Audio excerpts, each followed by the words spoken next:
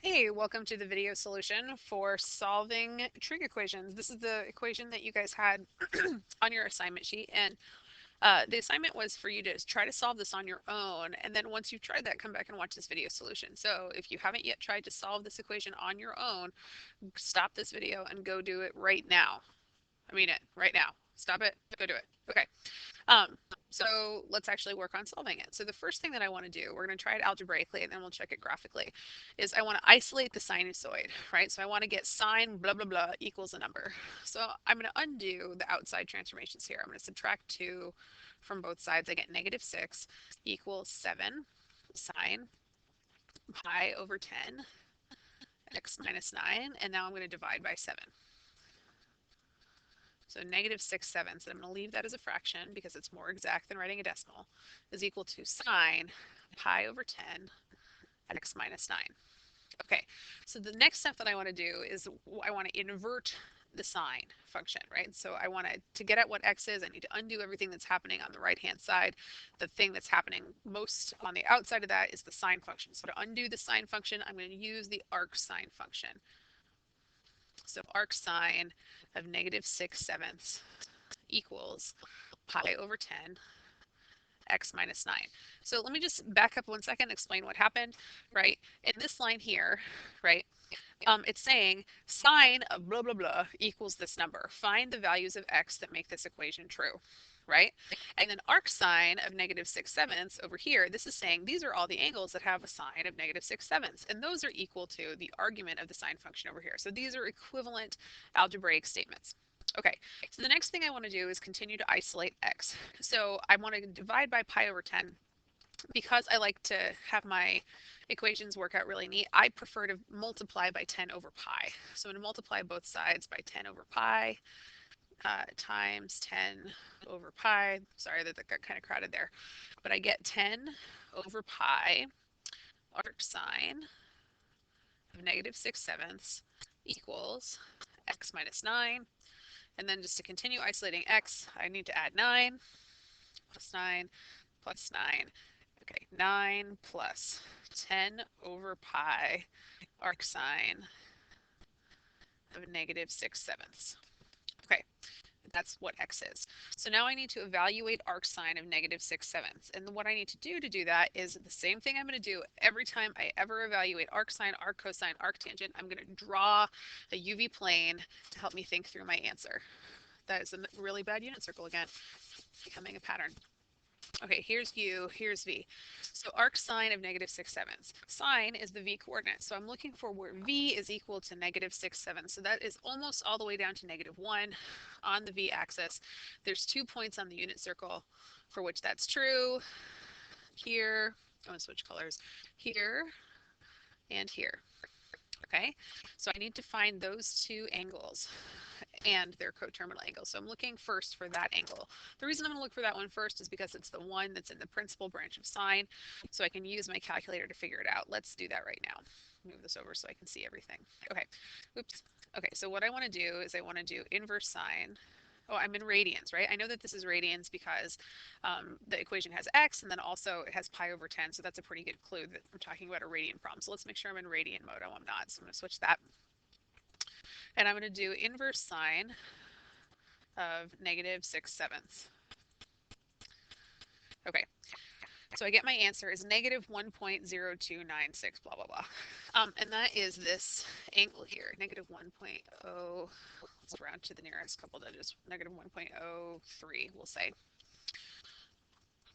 Okay. And now what I need to do is I need to use symmetry to figure out one of these other angles here. I know that this angle here is going to be 1.03. Right? So I can think about doing 180 plus 1.03 to get this angle here, right, in standard position. That's not the only angle I could get for that terminal ray. It's okay if I went the other way and got a negative angle that was smaller, but I'm going to find this one. Oh, and I think I said 180, but I am in radians, so I mean pi, right? So I want to do pi and then plus positive 1.0296, which is the same thing as minus that, right? So I'm just going to do it that way so that I can avoid having to type that number in again. So I get 4.1 Oh man, I didn't pay attention again. 4.17, right? And I know that I have both of these plus, I'm in radians, so not 360n, 2 pi n, right? And negative 1.03 plus 2 pi n. Okay, so those are my two expressions, and I need to continue solving this equation. I need to divide it into two parts, right? One with one solution, negative 1.03 plus 2 pi n, and one with the other solution, 4.17 plus 2 pi n. Let's do one of them here. 9 plus 10 over pi. And instead of arc sign, I'm going to substitute negative 1.03 plus 2 pi n equals x. Okay, and now to simplify this, I have to distribute the 10 over pi. So I get 9 plus negative 1.03. And I want to make sure that I'm continuing to use exact values here so that I don't round until the end. I don't have that number available, but I'm just going to recalculate the inverse sign here so that I have that exact number there. So times 10 divided by pi, and I get negative 3.28. So negative 3.28 plus 10 over pi times 2 pi n. Distributing that 10 over pi, the pi's cancel, and I get plus 20n is equal to x. So then I only have to do is combine the 9 and the negative 3.28. So I'm just going to add 9, and I get 5.72 plus 20n. It's from my first solution. I have to do the same thing now for my second solution. So I get 9 plus 10 over pi. And this time 4.17 plus 2 pi n is equal to x. 9 plus distributing the 10 over pi.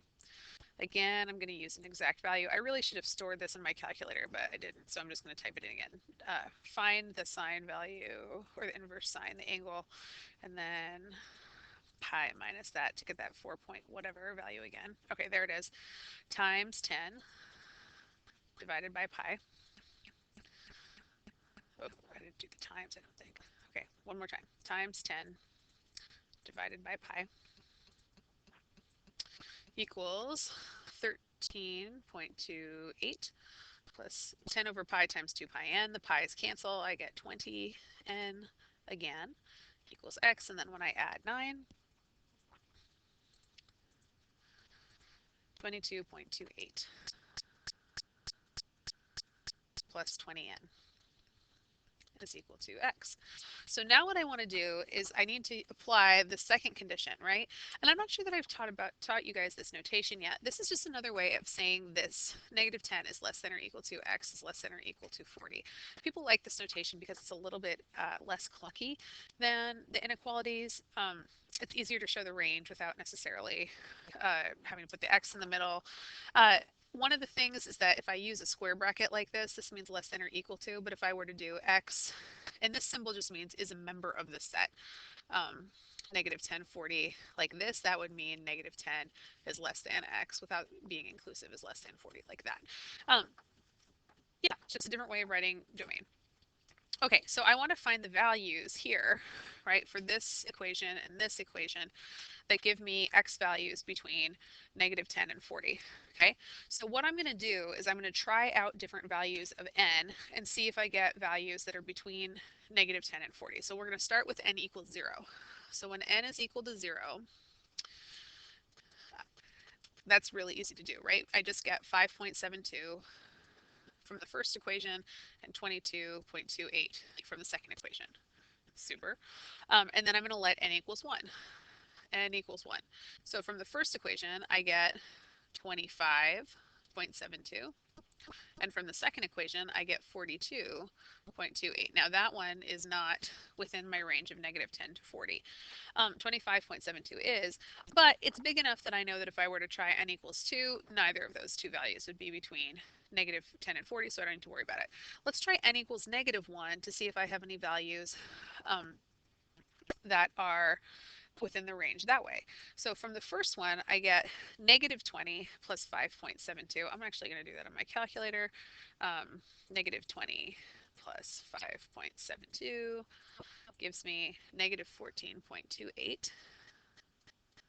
Now that one is not within my range, but if I look at the second equation, if I let n equals -1, I get 22.28 plus -20, which is 2.28, and that is within my range of -10 to 40.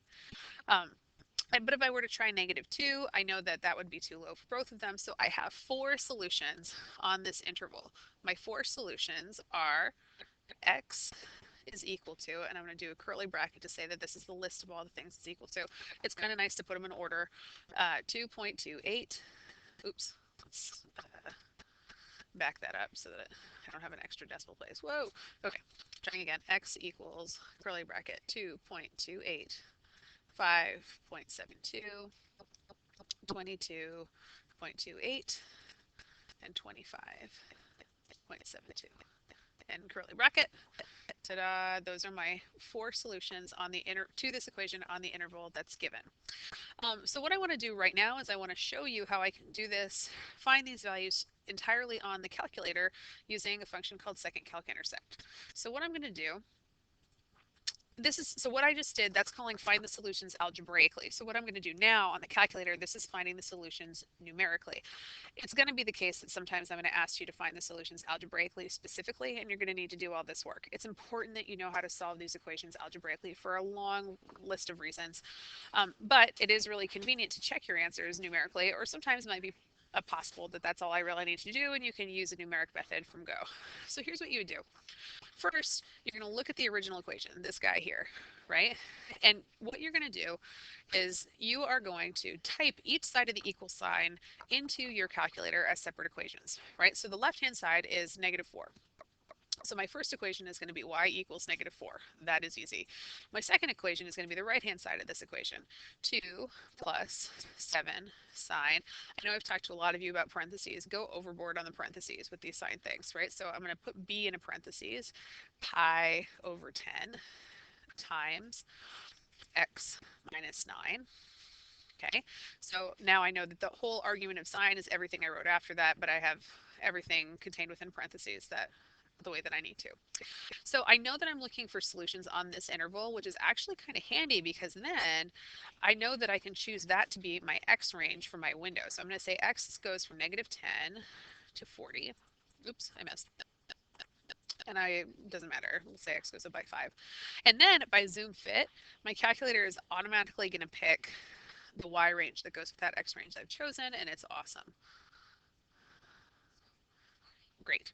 Okay, so how does this help me figure out what's going on? Well, -4 and 2 plus 7 blah blah blah are 2 functions, right? When these 2 functions are equal to each other, this equation is true. In other words, when this whole thing here has a y value of -4, then this equation is true. So really what I'm looking for are these values here where the line y equals -4 crosses the sinusoid 2 plus 7 sine blah blah blah. Okay, so how do I find that out? There's directions on how to do this on the back of that handout that you got in class, the exploration 4.4a. On the back, it's a second calc intersect directions.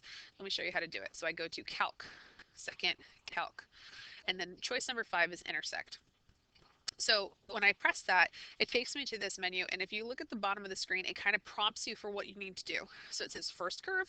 If you've only plotted 2 curves, right, if you don't have things in more than y1 and y2, then you're never going to get this wrong. Just press enter. Do you see that my flashy thing is on the y equals -4 line? That's great. That's one of the 2 curves I want to find the intersection of. Second curve, and you see the flashy thing goes up to the sinusoid. Yeah, that's the second curve I want to find the intersection of. And then guess. Your guess can be kind of crappy, but I'm going to try and move it over so that I'm getting this first solution that's positive. And when I press enter, it thinks about it and it finds 2.277, which is one of the 2 solutions that I found out, right? So 2.28, right? It found that solution.